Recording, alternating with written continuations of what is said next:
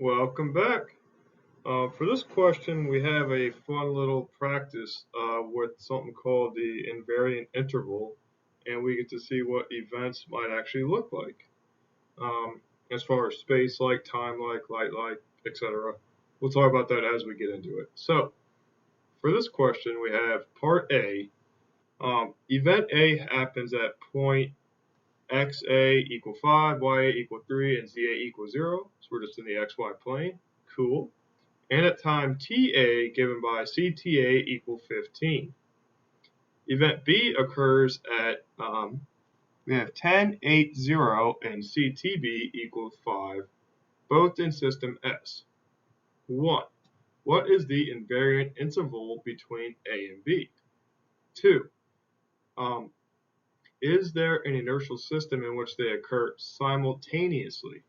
If so, find its velocity with magnitude and direction relative to S. 3. Is there an inertial system in which they occur at the same point? So see how on 2 we went for the same time, now we're going for the same point? If so, find the velocity relative to S. B. Repeat part A except for A equal 2, 0, 0 with CT equal 1 and B equal 5, 0, 0 with CT equal 3. Let's check it out. Got quite a bit here, so of course, let's draw it out. Again, we were told that our z coordinates for both of these events was 0, so we have y and x, so the xy plane. A, of course, we're at 5 and 3, told that. B, of course, was at 10 and 8, no biggie. We see that that separates them in the x direction by 5 and in the y direction by 5. So everything's drawn out nice. Now we just have to be careful with how we apply the rules and see what we have. All right. So to start the solution, we need to first define what the invariant interval is. And this is given by I, invariant interval, is equal to the change x mu dotted or multiplied by the change in x sub mu. So the covariant and contravariant dot product again. Again, invariant means that we're not changing from system to system. And that's pretty cool.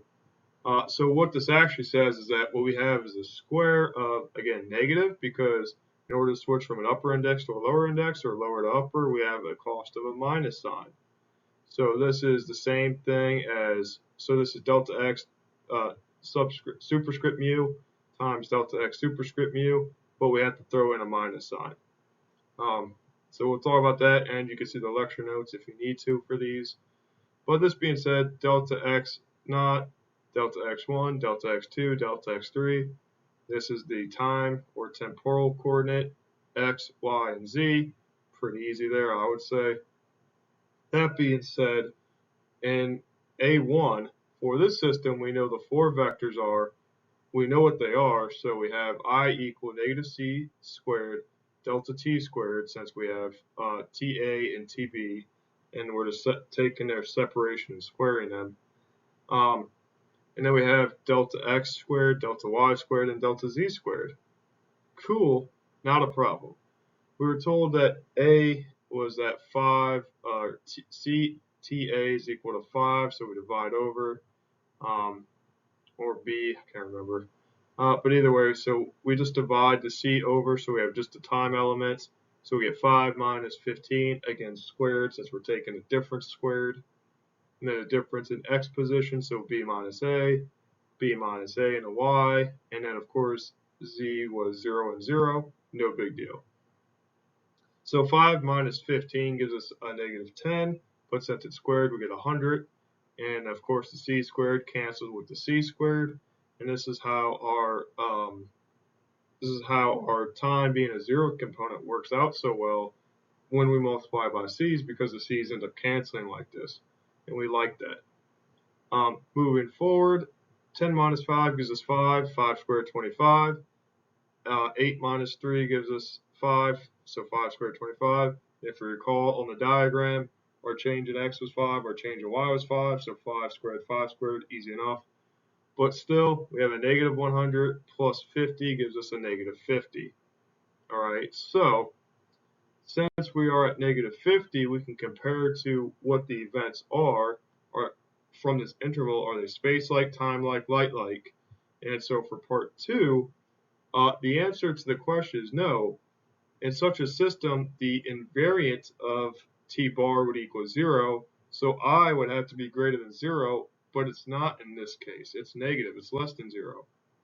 But what this tells us is that, yes, we can find a space. Since this is negative, it's space-like. So what this tells us is that, yes, since I is less than 0, this is time-like. Excuse me, time-like, not space-like. Meaning that there is a place in which they can occur at the same point. Since TA is less than TA, S bar has to travel in the direction from B to A.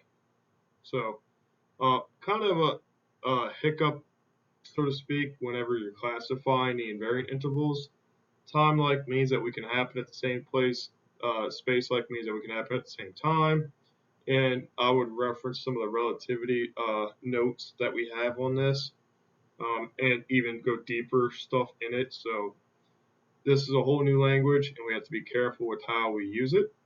So moving on to our other parts. Since we know that we have to go from B to A, we know that making a trip in delta t, we have 15 divided by c minus 5 divided by c for the same time. We get 10c. So we're going from B to A, so our delta t has to be 10 over c.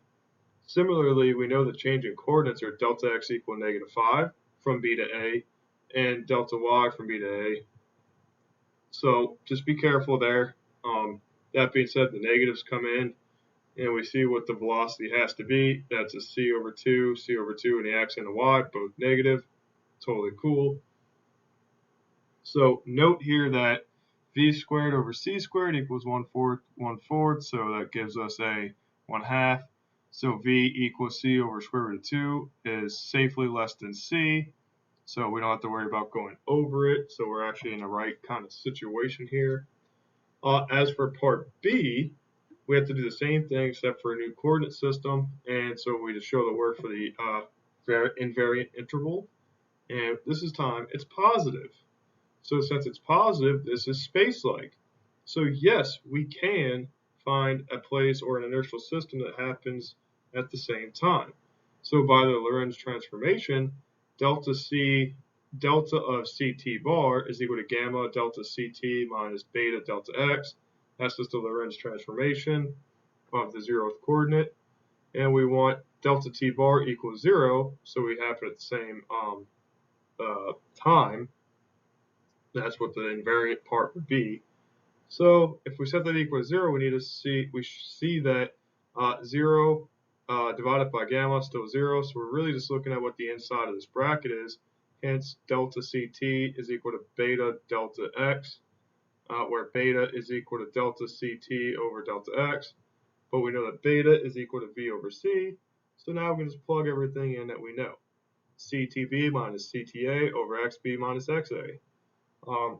Fair enough, we like that. Good to go. That being said, though, we have to be a little more careful because now we want to factor out a C from this numerator, and we'll cancel. Rather, we have to be careful how we deal with these CTB, CTA, because we don't want to cancel. We were told that the CTB was 3, CTA was 1, position 5, position 2. So we get that the fraction of V over C is equal to 2/3, so V is equal to 2/3 C in the positive direction.